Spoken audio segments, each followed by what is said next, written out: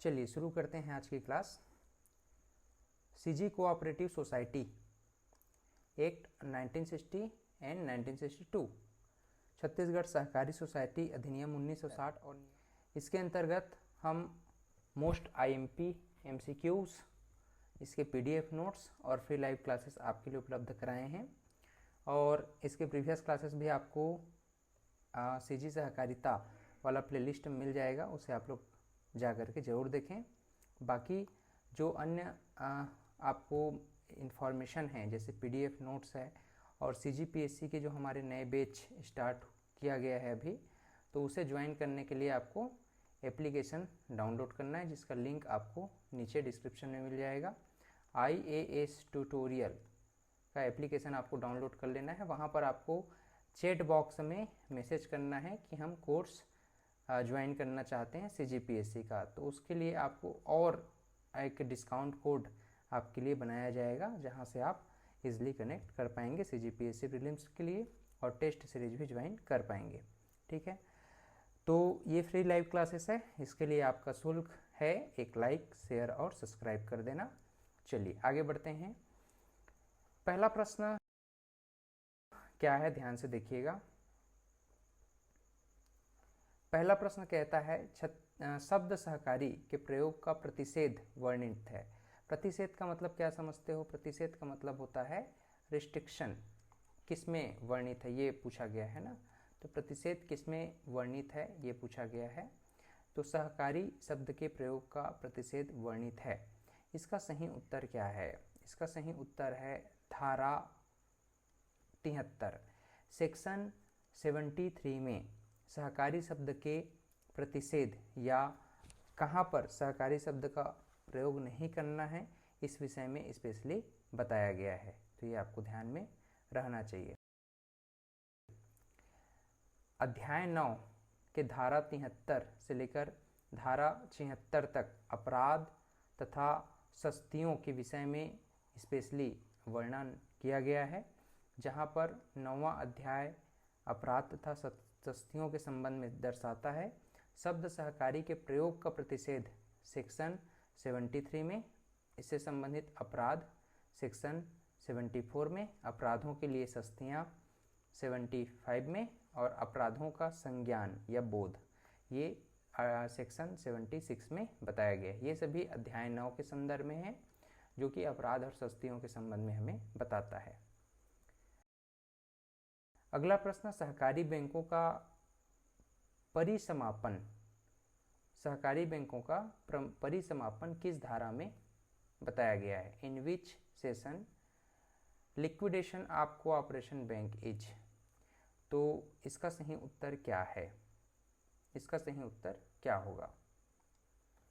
Right answer is section 69 सब close ए, यानी धारा 69 सब क्लोज का, ये इसका सही उत्तर है।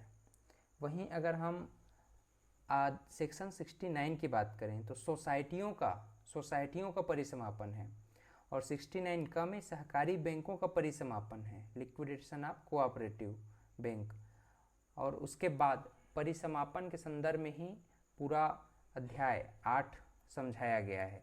तो आइए थोड़ा सा देख लेते हैं अध्याय 8 में और महत्वपूर्ण बातें क्या समझाई गई हैं। अध्याय 8 में समापन लिक्विडेशन के विषय में बताया गया है। अध्याय 8 में सेक्शन 69 से लेकर के सेक्शन 72 तक इसमें समझाया गया है। जैसे कि सेक्शन 69 की बात करें, सोसाइटियों का परिसमापन, सेक्शन 69 सब क्लोज का सहकारी बैंक का परिसमापन, और वहीं 69 खा में बीमाकृत बैंकों के मामले में डिपॉजिट इंश्योरेंस कॉरपोरेशन की प्रतिपूर्ति, सेक्शन 70 में समापक की नियुक्ति, 70 का में समापक का नियंत्रक, और 71 में समापक की शक्तियाँ। 72 की बात करें तो समापित सोसाइटियों के अधिशेष अस्तियों का व्यंजन, इस विषय में बताया गया है। अगला प्रश्न देखिए, छत्तीसगढ़ राज्य सहकारी अधिकरण का गठन पुनर्विलोकन तथा आदेशों के निष्पादन का रोका जाना किस अध्याय में वर्णित है? Chhattisgarh formation of society cooperative tribunal review and stopping of execution is orders to describe in which chapter? तो इसका सही उत्तर है चैप्टर 10। चैप्टर 10 में मूल रूप से राज्य सहकारी अधिकरण का गठन, पुनर्विलोकन तथा आदेशों के निष्पादन का रोका जाना वर्णित किया गया है। आइए थोड़ा सा समझ लेते हैं अध्याय 10 को। अध्याय 10 में अधिकरण के गठन के विषय में बताया गया है। जैसे सेक्शन 77 छत्तीसगढ़ राज्य सहकारी बैंकों का अधिकरण और 77 सब क्लोज क में पुनर्विलोकन है। 77 ख के अंतर्गत अधिकरण द्वारा सिविल न्यायालयों की शक्तियों का प्रयोग करना। 78 में रजिस्ट्रार तथा अधिकरण के समक्ष अपील। वहीं से 80 में मामलों का अंतरण या प्रत्यारोपण बताया गया है और किन मामलों में अपील या पुनर्विलोकन नहीं होगा ये 79 में बताया गया है। ठीक है, इसी प्रकार से कुछ और सेक्शन हैं इसमें, जैसे लंबित मामलों का अंतरण जो है 80 घ में और 80 ग में आदेशों के निष्पादन का रोका जाना बताया गया है। ये सभी अध्याय 10 के विषय में हम लोग डिस्कस कर रहे हैं। अगला क्वेश्चन, नियम बनाने की शक्ति, कठिनाइयों का निराकरण, खर्चे की वसूली तथा सिविल न्यायालयों की शक्तियों का वर्णन है। The power of make rules, resolutions of difficulties, recovery of expenses in power of civil courts are described. तो इसे अध्याय 11 में अच्छे से वर्णित किया गया है, समझाया गया है। अध्याय 11 को थोड़ा सा देख लीजिए। अध्याय 11 जो है सेक्शन 81 से लेकर के सेक्शन 96 तक है। मिसलिनियस चैप्टर है, इसे हम प्रकीर्ण या मिसलिनियस चैप्टर के नाम से जानते हैं। बहुत सारे इसमें सेक्शन हैं, धाराएं हैं। जैसे 81 की बात करें तो सरकार को शोध्य राशियों के वसूली के विषय में बताया गया है। वहीं 82 में न्यायालयों की आधिकारिकता का वर्जन है। खर्चे की वसूली 83 में है। 84 में भार का प्रवर्तन है। वहीं 85 की बात करें तो आदेशों का निष्पादन, इन सभी विषय में बताया गया है। 96 तक ये पूरा है। जैसे कि सूचना पर तामील होनी चाहिए, 86 में कहा गया है। सिविल न्यायालयों की शक्ति इसमें 89 में कहा गया है। रजिस्ट्रार तथा अन्य अधिकारी आदि लोक सेवक होंगे 87 में। सद्भावना पूर्वक किए गए कार्यों के लिए परित्राण 88 में। और नियम बनाने की शक्ति 95 में और निरसन तथा व्याय वृत्तियां 96 में समझाया गया है। अगले प्रश्न की ओर रुख करते हैं। अगला प्रश्न देखिए, क्वेश्चन 5 की अगर हम बात करें, छत्तीसगढ़ सहकारी सोसाइटी नियम 1962 में कुल अध्याय और धाराएं हैं। अब हम 1960 से 1962 की ओर आ गए। इसमें आपको बताना है Chhattisgarh cooperative society rules 1962 total chapter and sections are.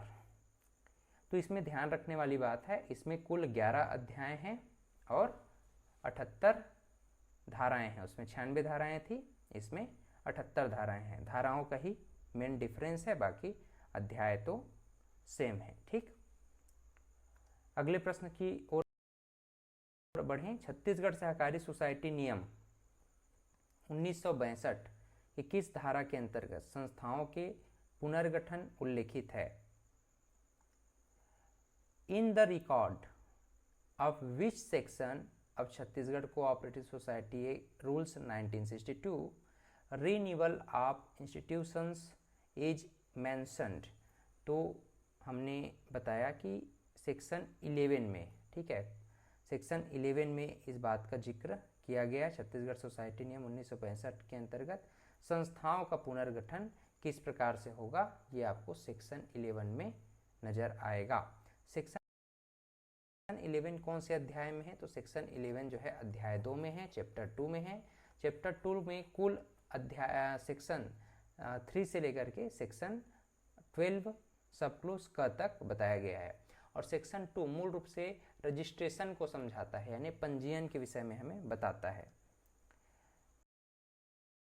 अगला प्रश्न देखिए, अगला प्रश्न कहता है कि नियम 1962 में अवयस्कों की सदस्य के रूप में प्रवेश देने की प्रक्रिया उल्लेखित है। अवयस्कों की सदस्य के रूप में प्रवेश देने की प्रक्रिया उल्लेखित है। The procedure for admitting minors as member in mention in rule 1962। तो इसे मेंशन किया गया है स्पेशली सेक्शन 14A सब क्लोज का, ठीक है।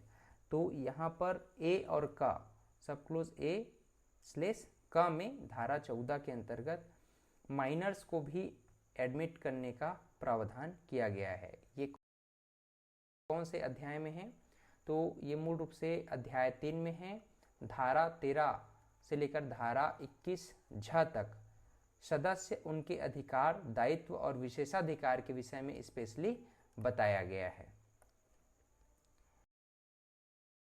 किसी सदस्य द्वारा एक ही जिले में संपूर्ण जोत आधार पर लिया जाना निम्न नियम 1962 के किस धारा में वर्णित है? In which section of the borrowing of a member of the entire holding in the same district rule 1962 is mentioned.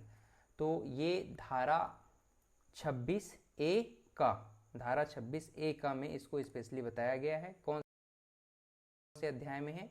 तो अध्याय 4 धारा 22(1) से लेकर के धारा 33 ज तक संस्थाओं के कर्तव्य, विशेषाधिकार, संपत्ति और निधियों के विषय में बताया गया है। आईएमपी क्वेश्चन इस प्रकार के प्रश्न कैसे बनते हैं कि संस्थाओं के कर्तव्य, विशेषाधिकार, ये संपत्तियों की निधियन किस धाराओं के बीच में है? तो धारा 22(1) से लेकर के धारा 33 ज तक। या फिर ऐसा पूछ सकता है अध्याय 4 में क्या दर्शाया गया है नियम 62 के अंतर्गत? तो आप बताएंगे संस्थाओं के कर्तव्य, विशेषाधिकार, संपत्ति और फंड यानी निधियों के विषय में बताया गया है। अगला प्रश्न है, संस्थाओं का प्रबंध नियम 1962 के किस अध्याय में वर्णित है? In which chapter of the management of institution rule 1962 is described. तो इसका सही उत्तर है अध्याय 5। अध्याय 5 में इन सबका वर्णन किया गया है। कैसे वर्णन किया गया है ये देखते हैं। अध्याय 4 मूल रूप से धारा 34(1) से लेकर के धारा 49 ख तक है और इसी में संस्थाओं के मैनेजमेंट के विषय में बताया गया है, ठीक है। Management of institutions. तो ये जो है रूल 1962 हम लोग पढ़ रहे हैं। रूल 1962 में मैनेजमेंट ऑफ इंस्टीट्यूशन, संस्थाओं के प्रबंध के विषय में अध्याय 4 में हमें नजर आता है। लास्ट क्वेश्चन है, छत्तीसगढ़ राज्य सहकारी विपणन संघ मार्कफेड की स्थापना कब हुई थी? तो मार्कफेड की स्थापना कब हुई थी आप सबको ध्यान में होना चाहिए। ऐसे जो यूनिक क्वेश्चन है ना, ये बहुत आईएमपी हो जाते हैं और ये एग्जाम में आपके बार बार पूछे जाएंगे।